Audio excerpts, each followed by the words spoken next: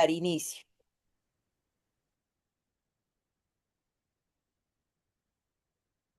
Perfecto.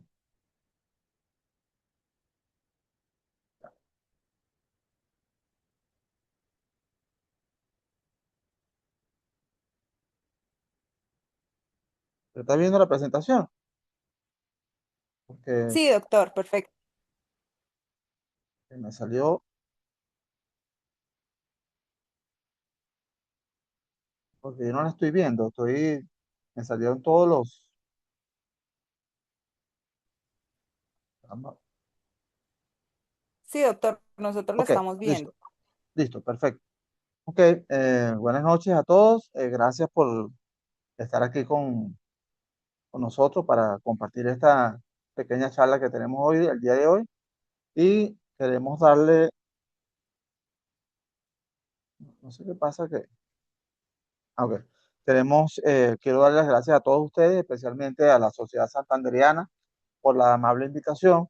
Sé que este es un, un- un tema que tiene características globales y que esperemos que pues lo que yo les diga hoy, lo que compartamos en la discusión, nos deje frutos para poder atender mejor a nuestros pacientes. Hoy vamos a hablar de ocupación mitocondrial y la afectación de niños venezolanos, cuál es el contexto actual. Yo soy, como acaban de decir, anunciar, presidente de la Sociedad Venezolana de Anestesiología y hemos estado involucrados pues en el estudio de este fenómeno y esperemos que pronto tengamos más luces que sombras al respecto.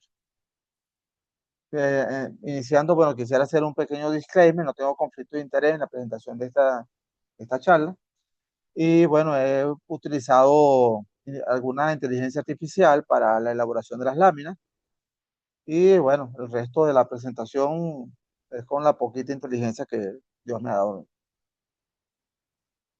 Vamos a seguir esta agenda porque tenemos que hablar de una mutación mitocondrial. El gran drama familiar está relacionado con esta variante mitocondrial. Eh, una portada de Anesthesiology bien merecida, vamos a hablar de eso. De efecto en la fosforilación oxidativa y protocolos de actuación ante la sospecha. ¿Por qué estamos reunidos hoy para hablar de una mutación mitocondrial, de una variante mitocondrial? ¿Por qué? ¿Por qué? Bueno, porque niños previamente sanos, sin ningún antecedente relevante, que fueron sometidos a cirugía electiva, cirugía de hernia, de otorrino, y que recibieron una anestesia estándar con sevoflurane, sin que ocurriera ninguna alteración resaltante durante toda la anestesia. Presentaron en el postoperatorio primero retraso en el despertar anestésico, después tuvieron que ser ingresados a terapia intensiva y posteriormente presentaron secuelas severas del punto de vista neurológico, espasticidad, trastornos del habla, trastornos cardíacos y visuales. Por eso, por este motivo, es que estamos nosotros aquí, porque este es un evento nuevo, aunque es de escasa frecuencia, hay que decirlo, porque todos los años aproximadamente se dan 40 millones de anestesia con sevoflurane y los casos reportados con estas consecuencias neurológicas son pocos.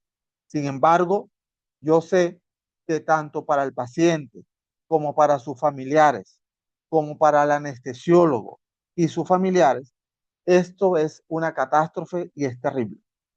Por eso es que estamos nosotros hoy aquí. Y esto tiene un impacto global. Muchos países están hablando de esto porque ha ocurrido en los últimos años un proceso que hemos llamado la diáspora venezolana y han salido del país más de 8 millones de personas. Y Colombia por ser un país fronterizo y por ser un país hermano, es uno de los países, es el país que más venezolanos ha recibido, que más venezolanos ha acogido. Y estos chamos que están aquí, como le decimos nosotros a los niños, a los muchachos, posiblemente presenten alguno una fractura, alguno una apendicitis aguda, alguno una obstrucción de la vía aérea por adenoides o amígdala y tenga que ser sometido a intervención quirúrgica. Y entonces, siendo venezolano y siendo que lo que dice la literatura actual de que esta variante, esta mutación mitocondrial está asociado con la ascendencia venezolana, es de interés de todos saber, conocer y cómo actuar ante esto. Y Colombia, primero que nadie.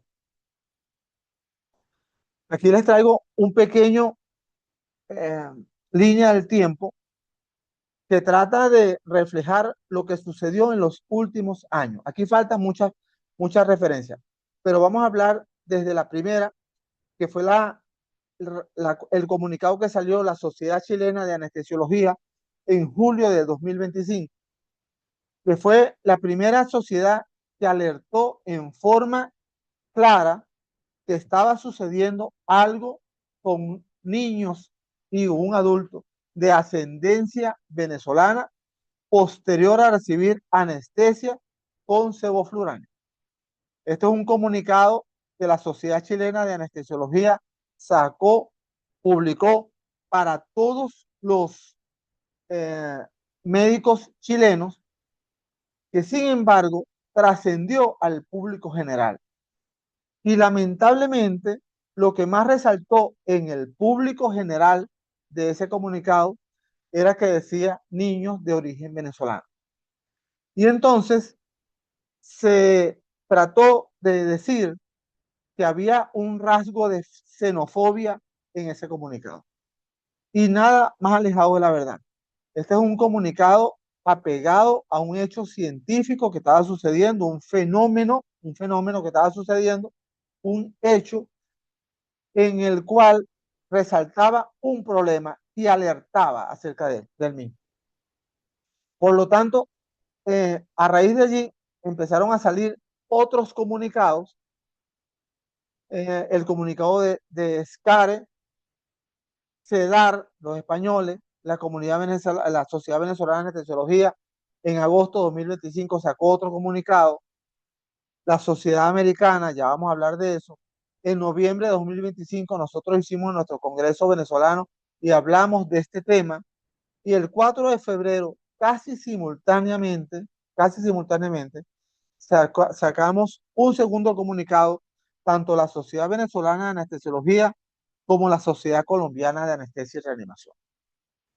Estos comunicados lo que traían en sí era tratar de dar a entender un fenómeno y dar orientaciones a los médicos anestesiólogos, tratar de llevar calma a la población en general y tratar de dar orientaciones que nos permitieran en forma eh, clara darle respuesta a este fenómeno. Sin embargo, hubo un suceso que hizo que estallaran las redes sociales y fue el comunicado de la Sociedad Americana de Anestesiología. Ese comunicado, dicho por el propio Patrick Gian, presidente recién electo de la ASA, de la Asociación Americana de Anestesiólogos, en el que en un video decía, niños de origen venezolano están presentando catastróficas complicaciones neurológicas después de ser intervenidos quirúrgicamente y anestesiados con sevoflurane. Ese comunicado hizo que las redes sociales estallaran y hablaran los que sabían y los que no sabían. Y de pronto nos vimos nosotros inundados por una cantidad enorme de reflexiones, de acotaciones, de recomendaciones, algunas atinadas y otras no. Sin embargo, esto hizo que nosotros nos replanteáramos como sociedad, todo el mundo, cuál es el problema. Y yo les voy a dar una pequeña acotación histórica de qué es lo que sucedió en los últimos años. Nosotros tenemos, iniciando el año 2000, unos casos en Venezuela, específicamente en la región centro norte del país, sobre todo en Carabobo, Aragua, la región central, casos de niños que presentaron necrosis de ganglios basales posterior a recibir anestesia con sevoflurane, siendo previamente niños sanos. Sin embargo, la explicación que se dio en ese momento, iniciando los años 2000, fue que había un lote adulterado de sevoflurano y entonces eh, se y tomaron medidas al respecto y el número de casos disminuyó y nos quedamos con esa explicación. Evidentemente que había ocurrido algo más en la región central del país, y es que los anestesiólogos, muchos de ellos, dejaron de usar sevoflurón, dejaron de usarlo como técnica inicial en la anestesia en pediatría. Pasaron los años y ya cercano al 2010 hubo un caso muy interesante en Alemania. El hijo de la doctora Yaremí Hernández, y esta doctora la vamos a nombrar más adelante, venezolana, migrante en Alemania, un hijo de ella, esquiando, tuvo una fractura de tibia y peroné. Este muchacho de 14 años, sano, deportista, fue intervenido quirúrgicamente, le administraron anestesia general y en el posoperatorio inmediato presentó retraso en el despertar anestésico posteriormente, después de salir de terapia intensiva, trastornos severos de la marcha y del habla. Esta doctora pensó inicialmente, la doctora Yaremí, pensó inicialmente que era una mala praxis, y incluso presentó una demanda contra los anestesiólogos. Esto no prosperó, pasó el tiempo, él entró en rehabilitación, empezó a recuperarse relativamente, y 2 años después, cuando tenía 16 años, este muchacho se cayó, se fracturó la clavícula y fue intervenido quirúrgicamente nuevamente. Fue intervenido, le dieron anestesia general con sevoflurane, uno diría, no tendría ninguna contraindicación, y volvió a presentar nuevamente las alteraciones neurológicas, retraso en el despertar, espasticidad, trastornos de la marcha y del habla. En ese momento, la doctora Yaremi dijo, oye, esto tiene que ser algo distinto, esto no es mala praxis, tiene que ser algo genético, y empezó a averiguar, a preguntar, y no conseguía respuestas al respecto. Pasó el tiempo, ella regresó a Venezuela, regresó a Alemania, pasó el tiempo hasta que un muchacho en Austin, Texas, fue intervenido quirúrgicamente, le iban a hacer una artroscopia de rodilla y le dieron anestesia general con sevoflurane y presentó igual cuadro, retraso en el despertar, ingreso a terapia intensiva, trastornos de la marcha, espasticidad, trastornos del habla. Y casualmente, este muchacho es primo del hijo de Yaremi Hernández. Es decir, la mamá de este muchacho y Yaremi Hernández son primas. Los muchachos son primos segundos. Y en ese momento, la doctora Yaremi Hernández comprendió que esto era algo genético. No puede ser que dos primos presenten la misma complicación y que no sea genético. Y empezó a preguntar y a buscar, y no conseguía respuesta. Hasta que posiblemente este muchacho, nosotros le llamamos el paciente cero, por lo menos de este estudio, hasta que la doctora Yarimi Hernández tocó las puertas de un centro que está en Zaragoza, España. Sin embargo, yo quisiera en este momento dar cuenta de la lucha que han hecho muchas madres en busca de diagnóstico y tratamiento para sus hijos, en un momento en que nadie les creía que podía ser una condición genética. Estas muchachas, estas señoras estaban buscando respuestas. Y la doctora Yaremí Hernández consiguió respuesta en la Universidad de Zaragoza, en el Centro de Investigaciones Biomédicas, en la red de enfermedades raras. En su primera entrevista con el doctor Ruiz Pesini, él le dio a entender, según lo que había explicado la doctora, que muy posiblemente se trataba de un cuadro de características genéticas asociado con una mutación mitocondrial, porque había ocurrido un trastorno en la producción de energía en su hijo y por eso se explicaba las condiciones en las que estaba. Dicho esto, el doctor Pesini, Ruiz Pesini, empezó a hacer estudios, consiguió algunos pacientes, todos posoperados con complicaciones neurológicas, todos de ascendencia venezolana y todos habiendo recibido sevoflurano, y consiguió una mutación o una variante mitocondrial que fue reportada en este número de junio de 2026 en Anestesiología. Yo les digo que el doctor Ruiz Pesini en sus mejores sueños no pensó que este trabajo, esta investigación que él estaba realizando con estos 7 pacientes con lesiones neurológicas asociadas al uso muy probablemente del sevoflurane, le iba a dar una portada en Anesthesiology, ¿no? Quisiera resaltar que en este trabajo hay 3 médicos venezolanos que aportaron eh, su conocimiento, entre ellos la doctora Yareimi Hernández.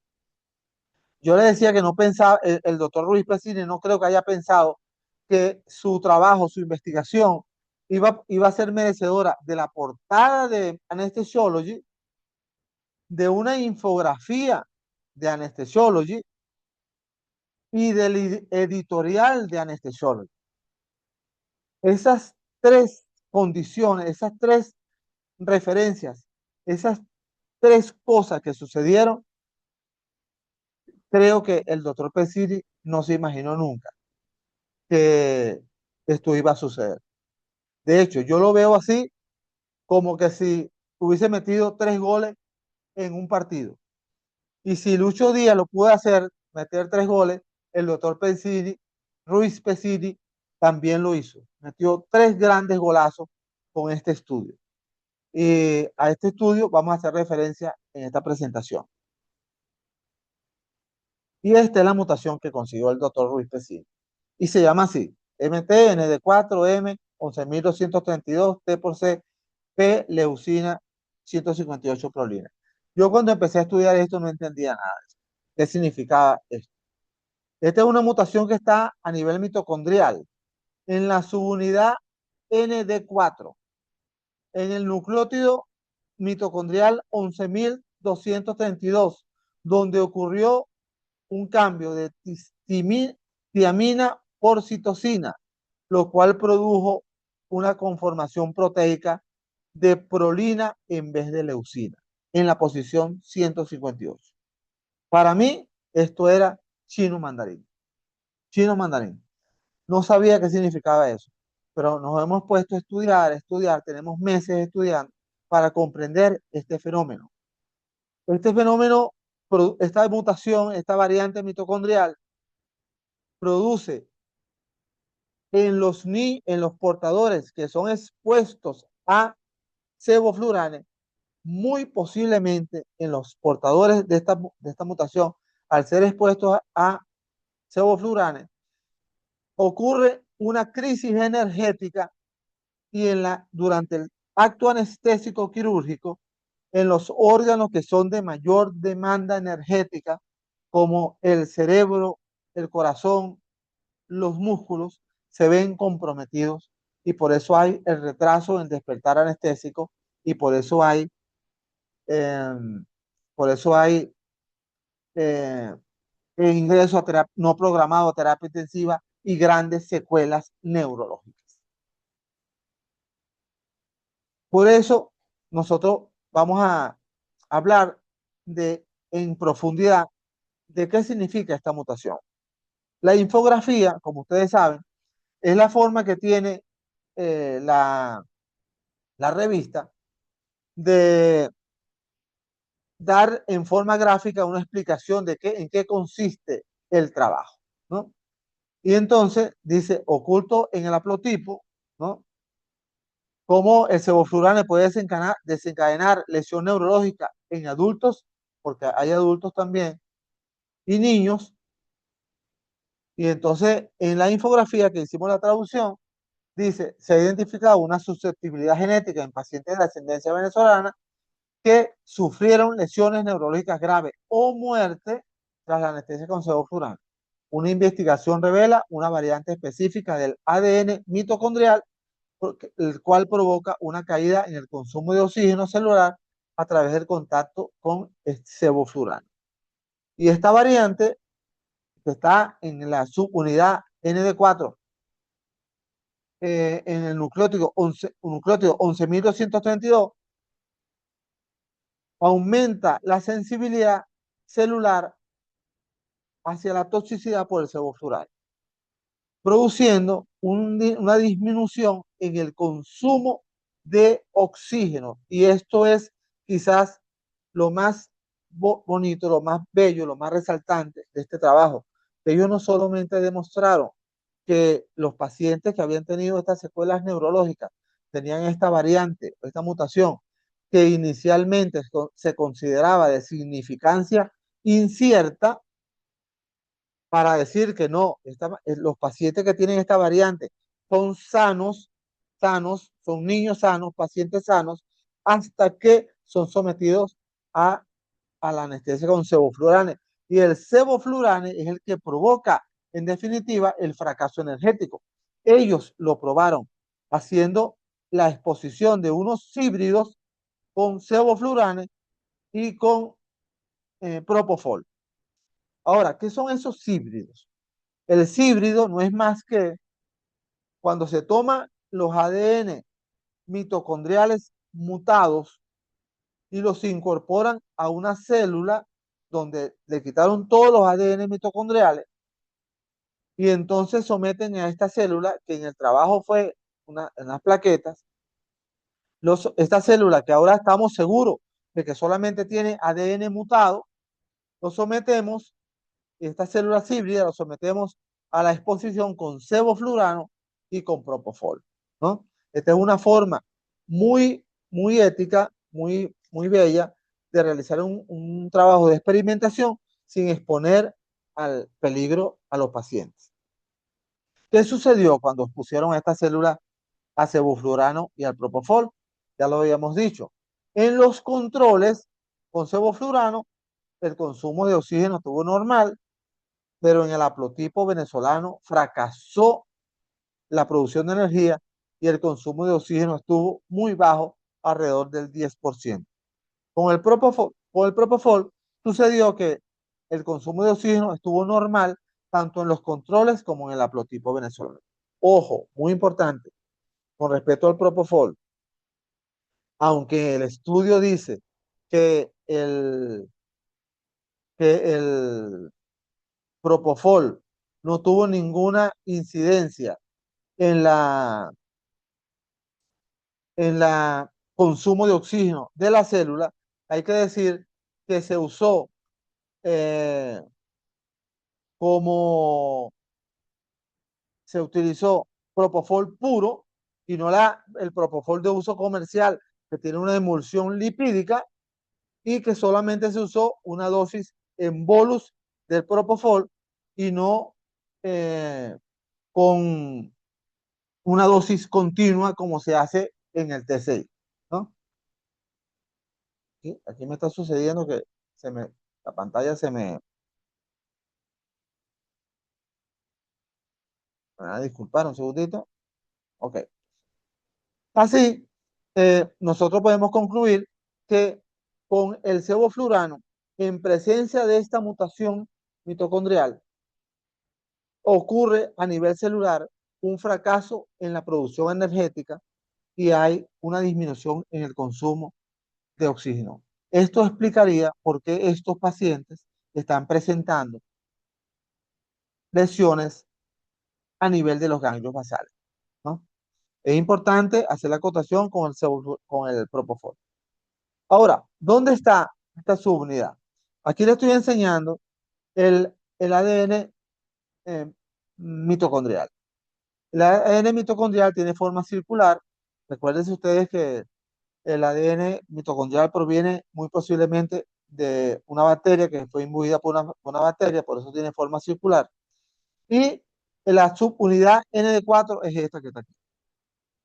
Ahora, a nivel del complejo 1, que está compuesto por 45 subunidades, de las cuales 7 son codificantes eh, para el ADN mitocondrial y el resto son para ADN nuclear.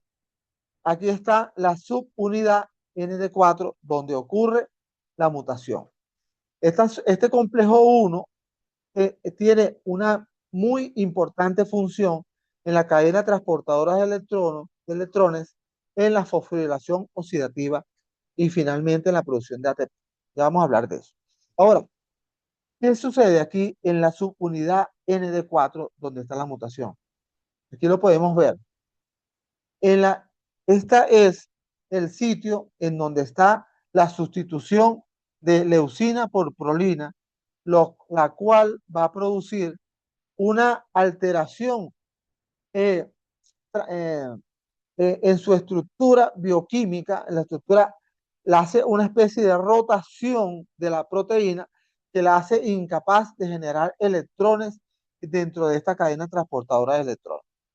Así, nosotros empezamos con que hay una sustitución de timina por citosina en el nucleótido 11.232. Posteriormente, a raíz de esto, a nivel de la conformación de aminoácidos, se produce una prolina en vez de una leucina y esto desestabiliza la prolina, haciéndola incapaz de generar electrones, protones hacia la membrana y hacia el espacio intermembrana. Aquí les voy a explicar en forma muy esquemática cómo es la fosforilación oxidativa, cómo es la producción de energía. Hay 5 complejos. El complejo 1 que tiene forma de L invertida. Todos estos complejos están dentro de la membrana interna mitocondrial, es importante. Y del complejo 1, 2, 3, 4 y 5, el ATP sintetasa, se van transportando electrones que son necesarios para la producción de ATP. Recuerden ustedes que el ciclo de Krebs es importantísimo, un insumo necesario que recibe el complejo 1. Ya lo hemos visto.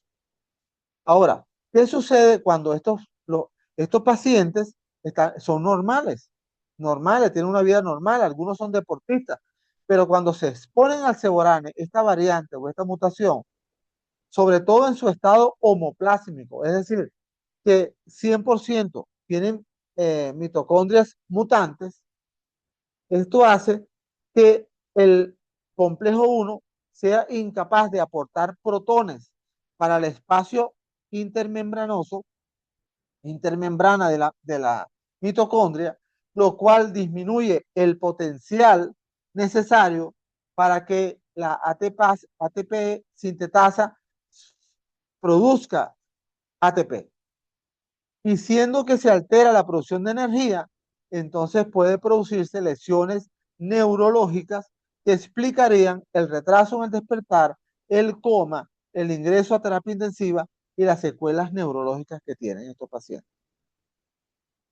Así, en forma muy esquemática, podemos decir que el complejo 1 funciona normalmente en ausencia de sevoflurano, pero cuando se entra el sevoflurano, el paciente recibe anestesia, la cadena transportadora de electrones se ve interrumpida y se ve interrumpido, por tanto, la producción de energía, ¿no? Aquí se ve resumido en forma general. Tenemos un paciente que tiene por herencia materna porque recuerden ustedes que el ADN mitocondrial se hereda por vía materna, no por vía paterna. Por eso es importante que nosotros interroguemos acerca de la mamá, la abuela, las tías, ¿no? Por herencia materna recibe esta variante o esta mutación de ADN mitocondrial, está ubicado en la subunidad ND4, que codifica una subunidad crítica para la cadena transportadora de electrones y la producción de energía. Y a nivel del nucleótido 11.232 ocurre la sustitución de timina por citosina y finalmente, en vez de una leucina, se produce una prolina, un aminoácido que es incapaz, esta estructura es incapaz de generar los protones necesarios hacia el espacio intermembrana para generar el potencial que va a hacer que el complejo 5 o ATP sintetasa, genere ATP. Esto es lo que fisiopatológicamente está ocurriendo desde el punto de vista bioquímico. Es interesante que nosotros lo sepamos como parte del entendimiento de este fenómeno. En resumen, hay una vulnerabilidad basal porque en el gen o en la subunidad mitocondrial ND4 que codifica para el complejo 1, hay una mutación en el nucleótido 11.232 que una vez que expone a sevoflurano, ocurre un colapso energético que va a traer como consecuencia una encefalopatía isquémica, hipóxico isquémica, sobre todo hipoxia, pero a nivel de la respiración celular. Esto es lo que sucede. Y esto hay que tenerlo claro. Ahora, ¿qué nosotros podemos hacer desde el punto de vista preoperatorio con estos pacientes? ¿No? Evidentemente que tenemos que hacer un screening preoperatorio, una historia muy cuidadosa, sobre todo investigando la historia familiar materna. Para los que están ubicados en Colombia o algún otro país, evidentemente que el ser un paciente de origen venezolano enciende las alertas, ¿no? Si tiene antecedentes maternos venezolanos o sospecha de clínica de riesgo genético, porque a estos pacientes hay que interrogarlos, y hay que decirle por el lado de tu mamá, por el lado de tu abuela, de tus tías, ha ocurrido alguna vez un evento anestésico donde se vea implicado retraso en el despertar o ingreso a UCI no programado, o estos pacientes han presentado, alguno de ellos ha presentado muerte después de la exposición a la anestesia, o tiene alguno de ellos crisis energética cuando hace actividades diarias, un deporte, o tiene tosis palpebral. Esas son orientaciones que pudieran ayudarnos a nosotros a entender este fenómeno. Si es así, si es así, y esto nosotros podemos verlo después más adelante en la discusión que vamos a tener, si usted tiene alta sospecha, si tiene una sospecha teórica de que el paciente probablemente tenga esta variante mitocondrial, entonces usted debería evitar el uso de sevoflurano en este paciente y debería preferir la administración de una anestesia regional o de una anestesia segura en base a una TIVA, ¿no? Y nosotros deberemos insistir en este punto, en que se debería aumentar lo que es el monitoreo de la profundidad anestésica desde el punto de vista neurológico. Son cosas que tenemos que hacer. Porque recuerden que desde el punto de vista fenotípico, esto no es una variante emergente y no se comporta como otras enfermedades mitocondriales. Una enfermedad mitocondrial pudiera tener una afectación crónica, progresiva y multisistémica con síntomas neurológicos metabólicos previos frecuentes, en donde generalmente cuando te llega un paciente así, tú dices, bueno, yo tengo que hacer algo distinto con este paciente porque tiene una enfermedad mitocondrial ya diagnosticada.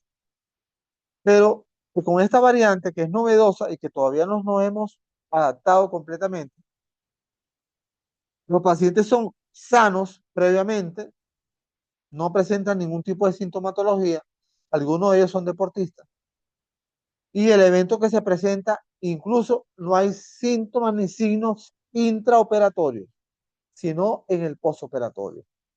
No han habido en estos pacientes cambios en el intraoperatorio, ni anafilaxis, ni errores en la administración del medicamento, para que después se presenten, eh, después del uso de sevoflurane, eh, trastornos neurológicos severos. Entonces tenemos que tener esto no es una enfermedad mitocondrial clásica. Y por lo tanto nosotros vamos a insistir en que tenemos que explorar la línea materna. ¿Cuál es el linaje materno? Si ustedes están fuera del país, muy posiblemente el paciente es venezolano.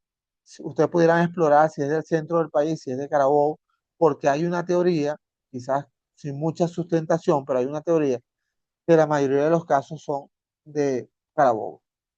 Ahora, evidentemente que el doctor Ruiz Pesini vio 7 pacientes y 5 eran de Carabobo. Entonces, eso no es casualidad, posiblemente haya un anclaje allí de un linaje específico. Pero como sea, eh, nosotros deberíamos de, no se ve ahora, deberíamos de explorar muy los antecedentes, muy estrictamente los antecedentes maternos de, de estos pacientes. Porque, insisto, la herencia mitocondrial se da por la línea materna, por la línea materna. Y entonces eh, es importante que exploremos esto. Hay que preguntar de dónde es su madre, de dónde es su abuela materna, de dónde son sus tías. Esto es algo que todos los consensos lo han dicho, ¿no? Y es buscar el historial de complicaciones neurológicas en la familia, sobre todo no basta ya preguntar si tuvo alguna complicación anestésica, tiene que preguntar, ¿tuvo alguna complicación en la línea materna? ¿No? Es importante eso. ¿Se pueden hacer estudios para determinar esto? Sí se pueden hacer. Un estudio de PCR y de secuenciación. Sin embargo, esto no es, primero, no es útil para cirugía de emergencia. Sería solamente para cirugía electiva. Y en el mismo editorial, el doctor Levy y el doctor Morgan dicen que tarda semanas la respuesta. Y entonces no sería útil. Por eso les digo que más adelante pudiéramos discutir algunas alternativas para esto. Si nosotros tenemos un paciente que sospechamos que tenga eh, esta variante mitocondrial, esta mutación, evidentemente que no le vamos a dar halogenado. Y no tanto como la hipertermia maligna que purgamos, porque lo que está visto es que una vez suspendido el halogenado, ya el paciente recupera la capacidad de, de consumir oxígeno normalmente. Entonces, eh, no tanto como la hipertermia maligna, que es irreversible, esto sería reversible, pero tenemos que preparar la máquina para no darle halogenado. ¿Qué podemos usar? ¿Y qué debemos evitar? Evidentemente que no podemos usar halogenado. Sevoflurano, desflurano y sulfurano no deberían estar, no debería ser usado en estos pacientes siempre y cuando nosotros tengamos alta sospecha de que este paciente tiene un riesgo teórico mitocondrial. ¿Qué sería seguro para este paciente? Bueno, la anestesia regional ante todo, y es seguro midazolam, desmedetomidine, ketamina y analgésico, opioide, relajante y subamide. Esas son drogas seguras. Con respecto al propofol, ya les había dicho anteriormente que en bolus es seguro, no está claro si en infusión continua es seguro. Entonces, esta es una recomendación general de qué se puede usar y qué no se debe usar en alta sospecha de riesgo mitocondrial. Otra cosa que hay que hacer es insistir en el monitoreo neurológico transoperatorio, bien sea PIS, entropía o electroencefalografía procesada. Deberíamos tener un monitoreo para ver si ocurre supresión exagerada de las ondas cerebrales al exponerse a sevoflurano Otro tipo de monitoreo que se puede hacer transoperatorio, pero ya es con una alta sospecha, sería el gases arteriales, glucosa, lactato sérico, de modo que nosotros podamos saber si está comprometido metabólicamente hacia una acidosis metabólica este paciente. Evidentemente que este paciente no se beneficia de altas horas de ayuno y no se beneficia de usar Ringelactato. Deberíamos usar soluciones que tengan glucosa, de modo que tengamos energía suficiente para producir ATP. Les decía que hay una supresión con el uso del BIS o de electroencefalografía procesada, con el uso de algún halogenado, se recomienda suspender y que no se justifique, porque es poco, 1%, 1,5%, y cae por debajo de 40, 30, 20, suspenda inmediatamente la administración de sevoflurano, ¿no? En resumen, ¿qué tenemos del estudio de Ruiz Pesini? Bueno, ellos lograron demostrar, al menos con estos pacientes, con estos 7 pacientes, que existe esta mutación que ya había sido descrita con anterioridad, Se me... pero que había Ay, sido descrita, había sido descrita con anterioridad, pero que era de significancia incierta. Y ellos la están asociando con la presencia de sevoflurano y evolución tórpida desde el punto de vista neurológico. El sevoflurano inhibiría el complejo 1 con esta mutación, ¿no? Y sería preferible usar TIVA, no necesariamente Propofol, con los pacientes sospechosos de esto, porque aunque esta mutación no es patógena, normalmente en presencia de sevoflurano puede ser que sea. Por lo tanto, la Sociedad Venezolana de Anestesiología ha iniciado contactos con las organizaciones gubernamentales nacionales y instituciones científicas nacionales y expertos internacionales y otras sociedades médicas. Porque esto que está sucediendo en Venezuela y en otros países del mundo es una contingencia global y globalmente debe ser resuelta.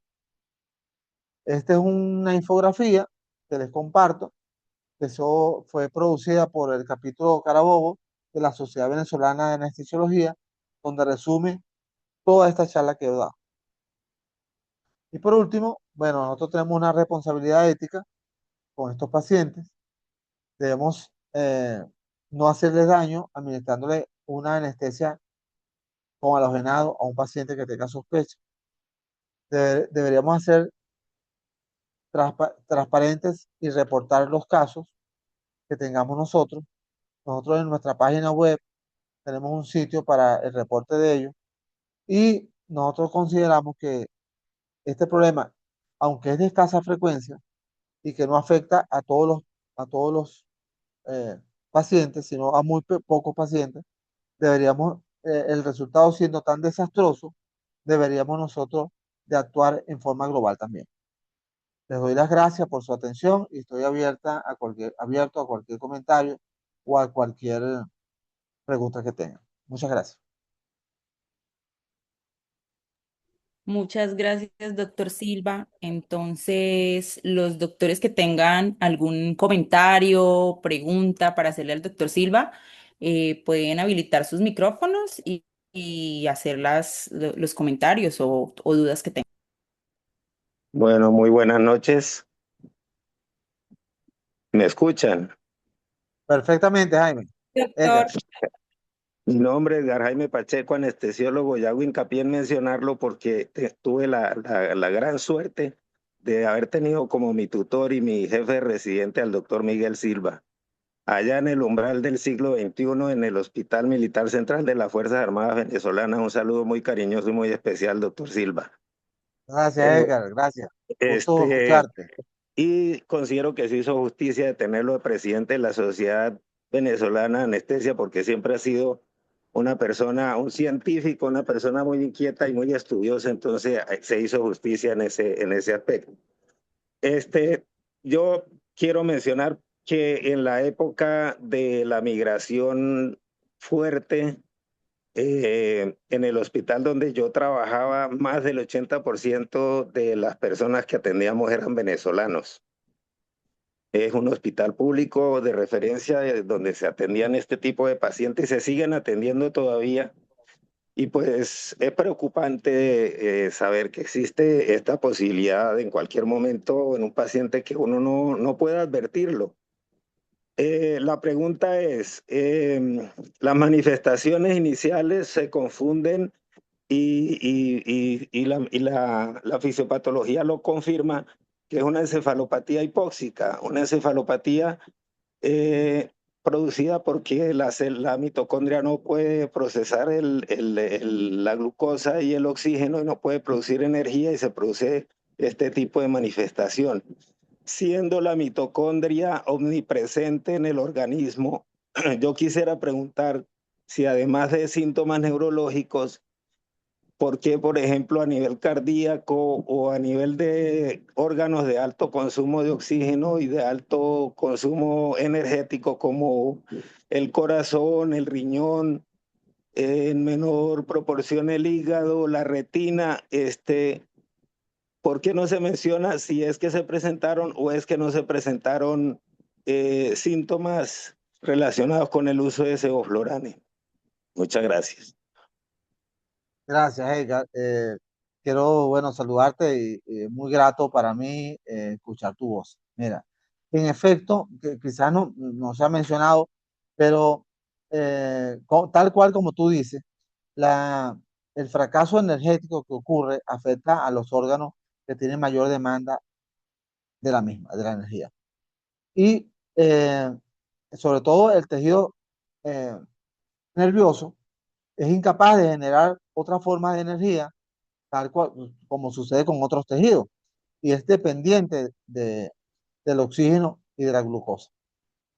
Y estos pacientes van a presentar trastornos severos. He visto videos, el joven que fue afectado por eh, esta condición, que está en Texas, está totalmente espástico, no camina y tiene trastornos severos del habla. Pero también están descritos trastornos cardíacos, tipo arritmias, trastornos oculares, oftalmoplegias severas, severas, y la espasticidad que se ve. Es una condición realmente catastrófica, catastrófica la que ocurre. Es de escasa frecuencia, pero para el que le ocurre, para la familia que le ocurre, es terrible, es terrible. Y entonces, en efecto, uno se limita algunas veces a algunas cosas, como el estado de conciencia, o algunos pacientes han muerto. Tal ha sido la afectación neurológica que han muerto. Eh, y uno quisiera, incluso con los anestesiólogos, transmitir eh, cierta tranquilidad, cierto sosiego, pero porque la gran mayoría de los pacientes no va a presentar esta complicación, pero evidentemente que eh, los pocos que lo presentan va a ser catastrófico, ¿no? Sí. ¿Alguien más? Sí, doctor. Bueno, aquí en el chat tenemos varias felicitaciones, que excelente charla. La doctora Marcela Guadalupe González, bueno, ella coloca en el chat. Buenas noches, excelente ponencia para el doctor Miguel Silva. Quisiera saber, por favor, en la casuística de los casos que han sido documentados, ¿hay lactantes, así como ancianos o de mayor edad? Pregunta la doctora. Sí. No, que yo sepa no es lactante, pero, eh, pero afectan sobre todo a niños, porque, y hay una explicación para ello, porque los niños están en una etapa de formación, ¿verdad? En el cual tiene alta demanda energética. Ustedes ven cómo los niños no paran, y asimismo los órganos de los niños tienen una alta demanda energética. Sin embargo, se ha visto casos en jóvenes, no ya adolescentes como los que describí, sino jóvenes, 20 añeros, hay un caso 20 tantos, eh, ¿Y, y, y por qué no se presenta? Quizás ha habido algún otro portador de la variante o de la mutación y fue expuesto a anestésico halogenado y no presentó la complicación. Bueno, también depende, pareciera que el sevoflurane es más específico para interferir con la actividad del complejo 1 de la subunidad que ND4, pero también hay una condición que se llama heteroplasmia y homoplasmia. Es decir, en qué proporción está ocupada la mitocondria, la célula, por más mitocondrias mutadas o no. En homoplasmia, 100% las mitocondrias de esa célula son mutantes. Y en heteroplasmia hay un porcentaje. Por encima de si tiene hasta 60%, esta célula tiene capacidad de producir energía y quizás no presenta una complicación. Otra cosa que está descrito es que en las personas de mayor edad, algunos de los complejos, sobre todo el complejo, creo que el 2 o el 3 de la cadena de transportadora de electrones de la fosforilación oxidativa, es decir, de la producción de energía, tienen capacidad de generar energía tal cual como el complejo 5. Y eso ayudaría entonces a a los pacientes mayores de mayor edad en esta condición. Entonces, para resumir, lactante, no conozco reportado, no veo, no he visto, y en ancianos es difícil que se presente, sobre todo en niños y adolescentes. Se ve. ¿Alguien más? Sí, doctor, el doctor Nelson Rueda Pérez, él en el chat coloca que tiene un caso muy similar y pues le gustaría comentarlo. Entonces, doctor Rueda puede habilitar su micrófono y puede comentar. Buenas noches. Eh, Muchas gracias por la conferencia, doctor. Yo tuve un caso hace aproximadamente 2 años y medio. Era un joven de 21 años, venezolano. Eh, Estaba con un trauma ocular, recibió anestesia general y el despertar fue muy prolongado. Este sí tuvo un shock cardiogénico, hubo necesidad de ponerle vasopresores y a un montón de dosis. La recuperación fue muy lenta, lo debí llevar a la unidad de cuidados intensivos y el estudio neuroradiológico comentó una lesión hipóxico-isquémica. El paciente estuvo hospitalizado alrededor de 8 o 9 días, estuvo 3 días en cuidado intensivo. Cuando salió tenía problemas en la marcha. Podía caminar solito, pero sí tenía, no tenía una marcha normal. Se veía una marcha ahí un poco atáxica y, y lenta, pero sí caminaba solo. También se notaba el daño cognitivo porque él hablaba muy despacio, a veces entendía poco, recuerdo eso. Yo tomé el teléfono celular de ellos, pero eso, pues rápidamente, como a los 15 días, los volví a llamar y ya decía que el teléfono estaba fuera de servicio, la línea.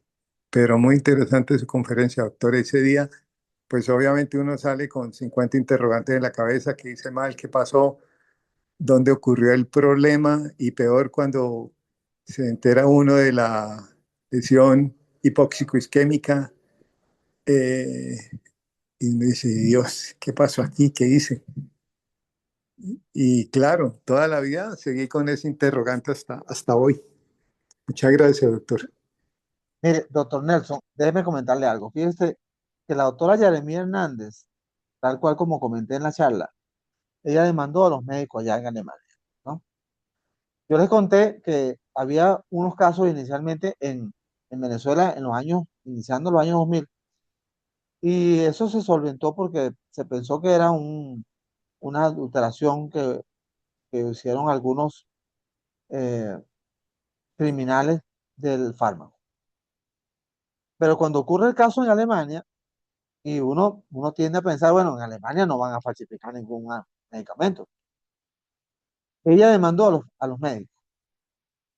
Y después de transcurrido el tiempo, cuando su hijo presentó nuevamente la complicación, cuando el primo presentó la complicación, cuando el doctor Luis Pesini consiguió la variante mitocondrial, la mutación mitocondrial, ella llamó al anestesiólogo para decirle, a modo de disculpa, que él no era responsable por lo que le había pasado a su hijo.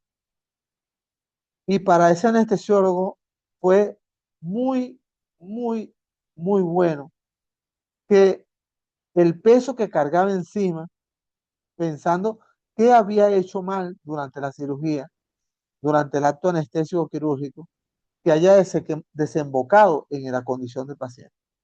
Y resulta que no era, así como usted mismo está experimentando en este momento lo que yo llamo una Un alivio. reconciliación, un alivio total, total. Yo lo digo un poquito en broma, una reconciliación con tu inteligencia. No entendiste qué fue lo que pasó finalmente. Esto, hay que decirlo, no está 100% comprobado. Es una hipótesis en constructo, pero muy posiblemente sea la respuesta a tantas preguntas. Gracias. ¿Otro más? ¿Alguien más? Sí, doctor. En el chat, el doctor Camilo Mantilla pues él había preguntado en su momento si esta condición solo se da en niños, usted ya respondió, pero también que si en mayores de 18 años o solo en cerebros inmaduros. Y adicional, bueno, entonces después de la respuesta que usted dio anteriormente, entonces él quiere confirmar si entonces en adultos no se da esta condición. Se puede dar en adultos. Se puede dar en adultos. Hay un reporte reciente de una revista española donde habla de una chica de 20 años. Hay un caso de un paciente de 34 años. De los, o sea, hay varios adultos, pero es raro. Esta es una condición que se ve más en niños que en adultos, ¿no? Por las explicaciones que ya dimos anteriormente. Muy posiblemente haya algo de heteroplasmia, posiblemente haya producción energética adicional de otros complejos, pero sobre todo en niños. Pero no podemos dejar de hacer monitoreo exhaustivo neurológico en nuestros pacientes y administrar la anestesia que más se acople a nuestros pacientes, ¿no? ¿Alguien más? Sí, doctor. El doctor Edgar Jaime Pacheco tiene una pregunta. Doctor Pacheco, puede habilitar su micrófono y hacer su pregunta. Sí, gracias. Siendo norte de Santander, específicamente Cúcuta, no sé, en otras ciudades de pronto en la costa, que tenemos una casuística tan alta de pacientes venezolanos eh, de urgencias y pacientes electivos que incluso se enferman allá y prefieren pasar la frontera para que los atendamos acá. Nos gustaría tener y poder difundir la infografía que tiene la Sociedad Venezolana de Anestesia y tener como unos signos de alarma que podamos seguir para nosotros prever que esto nos pueda suceder. Ya una pregunta fue resuelta cuando el doctor decía que la mayoría de pacientes, y me preocupa porque el doctor es carabobeño, eran de origen de Carabobo, o sea, eh, además, parece que existe una cierta, que puede ser un espectro, que puede ser un síndrome, y existe cierta relación con la penetrancia que pueda tener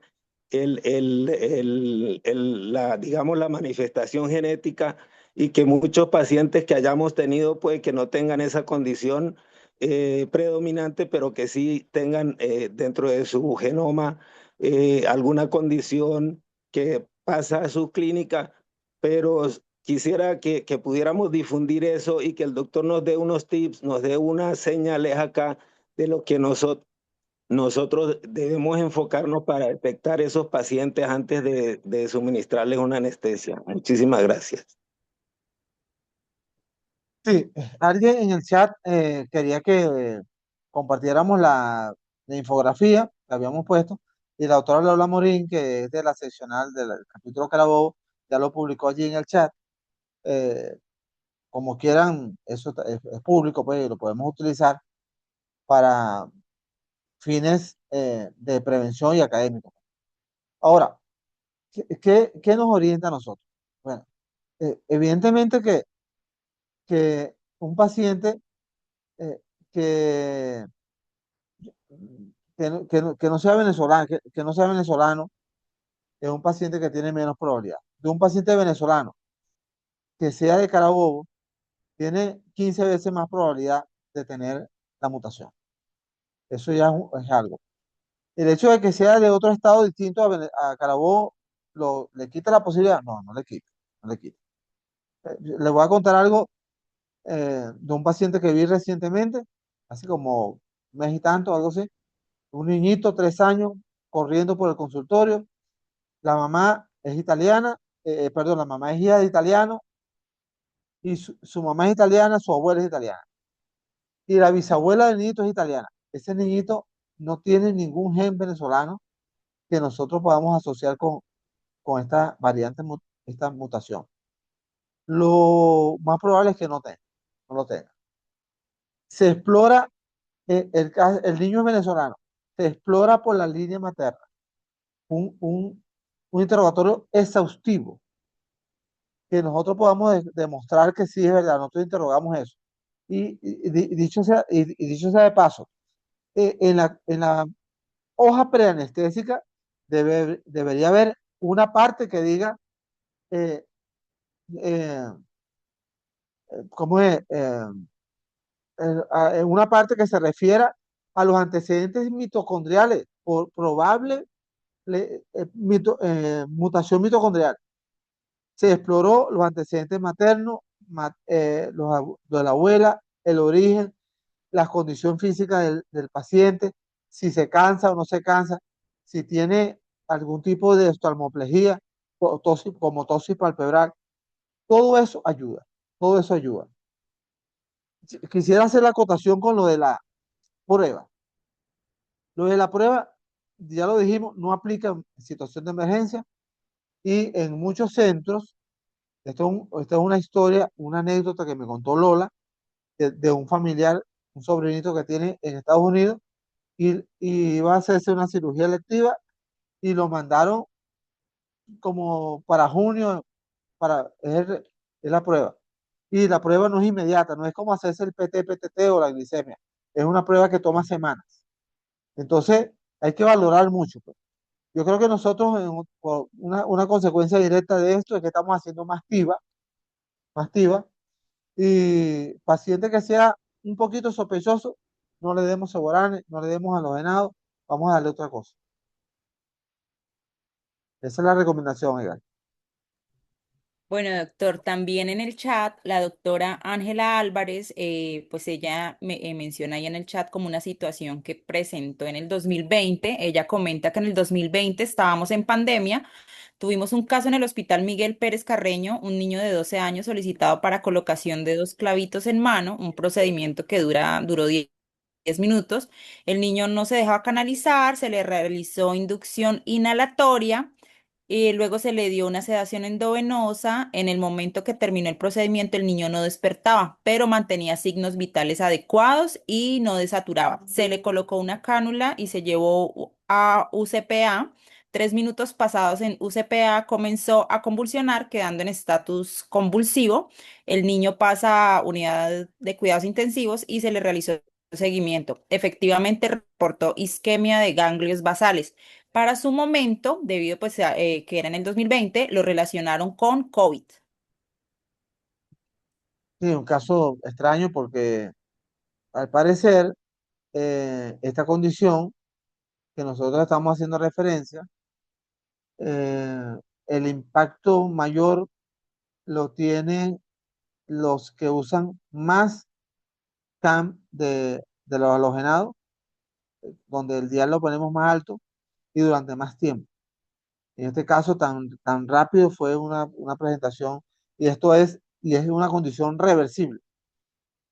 Tantas cosas que suceden, pero pudiera ser, o sea, pudiera ser. Nosotros necesitamos hacer en Venezuela un estudio, un cribado de campo para determinar si es posible, de ser posible, cuál es la incidencia real a nivel de la población de esta variante mitocondrial. El doctor Juan Rafael Iguarán tiene una pregunta. Doctor Iguarán, puede habilitar su micrófono y hacer la pregunta. Sí, buenas noches. Quisiera saber si me escuchan. Sí, perfecto. Sí, doctor. Doctor Silva, muchas gracias por tan maravillosa presentación y total claridad en el manejo del tema. De verdad, bastante interesante. Es totalmente una tragedia. Esto espero que el doctor Nelson Rueda, un colega muy reconocido y un espectacular anestesiólogo, haya encontrado un poco de paz con esta charla. Doctor Silva, me asaltan ciertas dudas con respecto a la aparición de estos casos que son relativamente recientes. La pregunta que le tengo, doctor, es ¿a partir de qué año han venido reportándose estos casos? Porque pues yo soy residente de anestesia a finales de los años 90. El sevoflurane ha sido aprobado por la FDA en el año 95 y su uso masivo comenzó en el mundo a finales de los años 90. Y tengo entendido que la aparición de estos casos son recientes. Quisiera saber, doctor, si hay reportes de antes, a principios del siglo, los años 2000, a principios de los años 2000, y por qué si la mutación es genética, que no debe ser una mutación reciente, no hay reporte de casos cuando el uso masivo del Seborane fue en esos años. De hecho, ahorita en estos últimos años, el sevoflurane ha venido siendo desplazado por la anestesia regional por el uso de la ecografía, que cada vez las técnicas son mejores, y el uso de la anestesia general endovenosa también ha venido desplazando el Seborane, y el Seborane se usa ya en dosis no tan altas como al principio, porque la anestesia era mucha anestesia inhalatoria.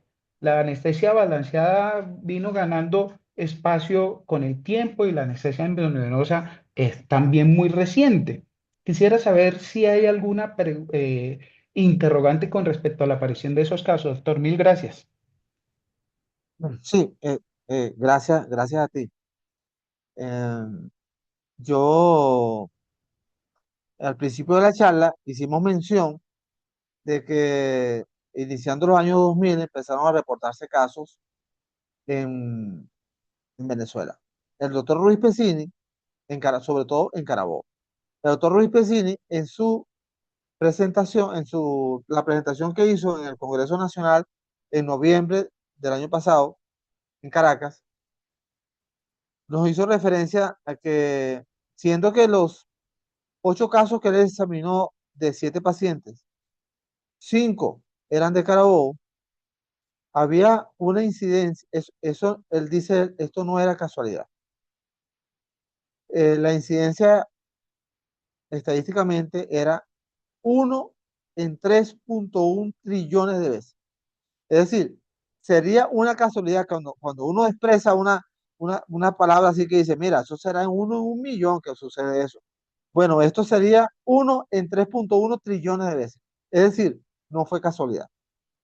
Y la teoría es que hay un anclaje, ¿no? Un anclaje genético en esa área. Eso está en discusión en este momento, porque la región de Carabobo no es una isla, pues, o sea, no es una zona que está aislada, pero hay ciertas explicaciones al respecto. Y hubo casos en esos años, iniciando los años 2000, de niños que se deterioraban neurológicamente y que presentaban lesión de ganglios basales. Y que no se presentaron más, muy posiblemente debido a que la gente de Carabobo decidió no usar más Seborane, lo dejaron de usar prácticamente. Actitud que yo les he dicho a ellos que ha salvado vidas, han salvado vidas.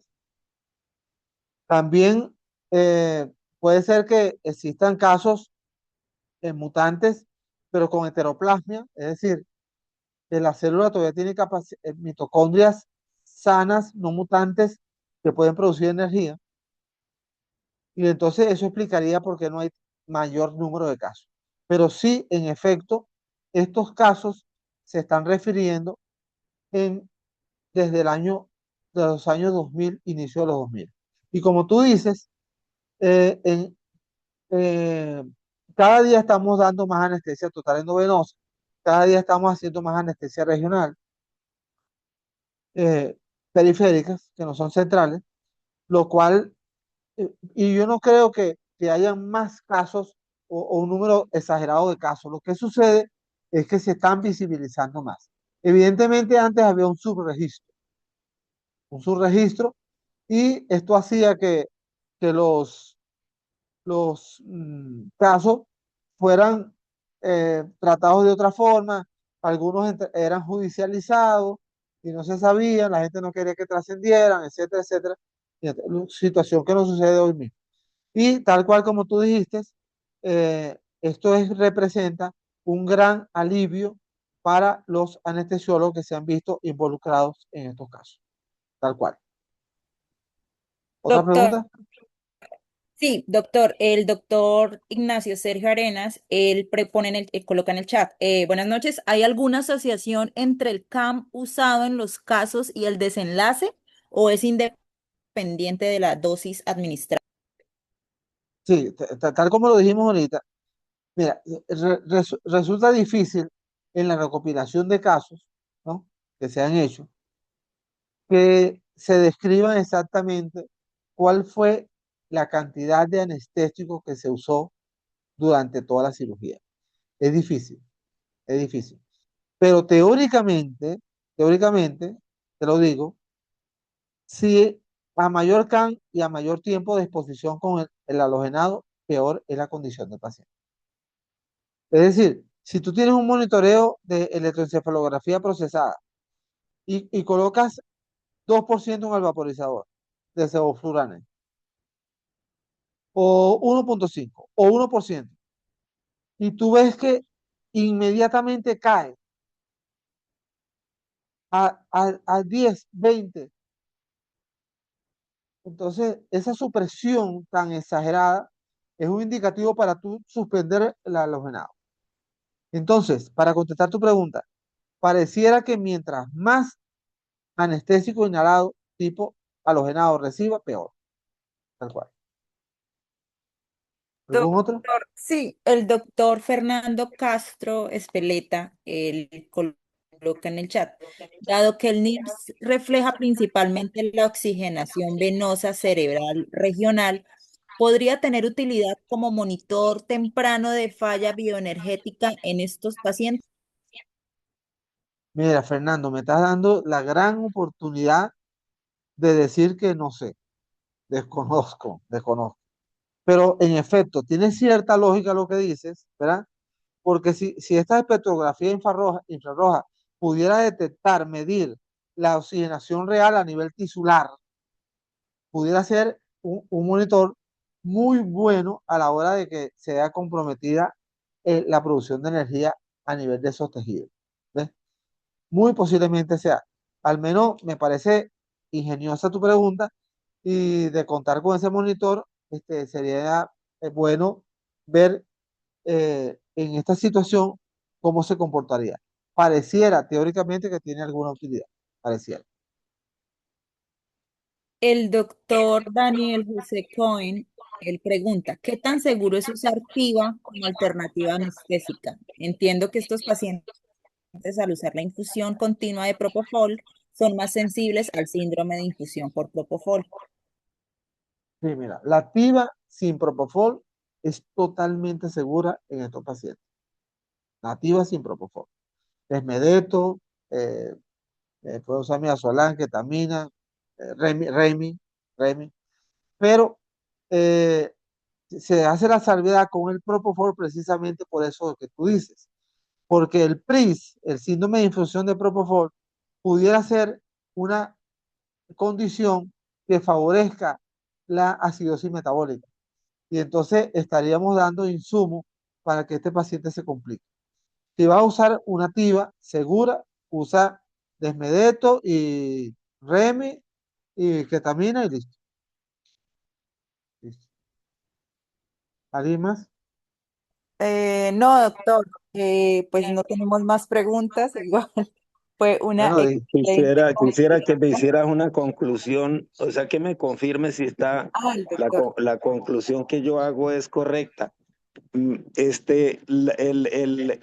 sevoflurane lo que produce una alteración en en la conformación del RNA, del DNA, perdón, pero es reversible la alteración que se produce estereotáxicamente de de la molécula, reversible como tal si no se expone a seborane, pero además las secuelas neurológicas, me imagino que sí, me imagino, o tú lo has confirmado también, que son irreversibles las secuelas neurológicas, pero sí se mira, debe a la alteración. sí, estos pacientes tienen eh, una vida normal, son sanos, a pesar de tener esa condición de que eh, por vía materna recibieron esa mutación. Al exponerse al sevoflurano, el sevoflurano inhibe, el sevoflurano actúa normalmente en el complejo 1, en todos los pacientes. Y parte de la explicación de cómo funciona el sevoflurano para hacer efectos anestésicos es por la afectación que hace el complejo 1, pero es completamente irreversible y no pasa nada, ¿no? La gente se despierta sin problema. En estos pacientes, entonces se ve alterada la cadena transportadora de electrones y se compromete la energía y allí viene el problema. Entonces, el paciente que durante más tiempo recibió esto, más compromiso tiene energético y más daño a nivel neuronal está recibiendo, sobre todo a nivel de los ganglios basales. Entonces, si yo sorprendo, sospecho, rápidamente suspendo y no pasa nada, chévere. No pasó nada porque lo suspendí rápidamente, porque vi o usé el BIS y hubo una supresión y lo suspendí. Pero si damos tiempo a que se instale la lesión y se haya lesión de ganglios basales, va a depender de la magnitud del daño neurológico la recuperación del paciente. Hay algunos pacientes, como el paciente del doctor Rueda, que pueden caminar y terminar haciendo una vida más o menos normal con ciertas limitaciones. Pero igual yo les dije, el muchacho este que estaba en Austin, Texas, está recibiendo baclofen con bomba de infusión para la espasticidad que tiene. No camina, no camina y con dificultad habla. Entonces va a depender pues de la exposición y del tiempo que esté expuesto, según todo según esta teoría, la teoría que estamos manejando. Hacen falta más estudios para poder determinar claramente eso. Pero en efecto, el sevoflurane eh, luce a todas de que está implicado él y otros halogenados, pero sevoflurano sobre todo. Y bueno, yo quería darle las gracias porque yo le había dicho a Diana que la charla iba a durar 40 minutos y 40 minutos de preguntas, más o menos así fue, más o menos. Sí, doctor. Pues igual desde la Sociedad Santanderiana le queremos agradecer pues este apoyo que nos brindó pues en esta actividad. Excelente conferencia, excelente asistencia y participación de los asistentes. Y también agradecer a todos los participantes en este webinar. Esperamos que en un futuro de pronto nos pueda apoyar con con otra conferencia, pues. Claro que sí. Y nada, ante todo darle las gracias por su apoyo y pues esperamos vernos en una próxima ocasión, doctor. Sí, y Chévere. pues en el Muchísimas chat nos quedan solamente pues comentarios de excelente, excelente. Estamos muy contentos con esta actividad. ¿Listo? qué bueno. Muchísimas gracias a ustedes. Siempre a la orden. Listo, bueno, y a los participantes en esta actividad, muchas gracias por participar. Esperamos nos sigan en nuestras redes sociales de la Sociedad Santandereana y les he dejado en el chat la encuesta de satisfacción. Agradecemos el diligenciamiento de esta, pues para nosotros es muy importante su opinión. Entonces, muchas gracias, que tengan una excelente noche y esperamos vernos en una próxima actividad académica. Gracias. Chao. Chao, Ven- Edgar. Buenas noches. Chao, Miguel, muchas gracias, un abrazo.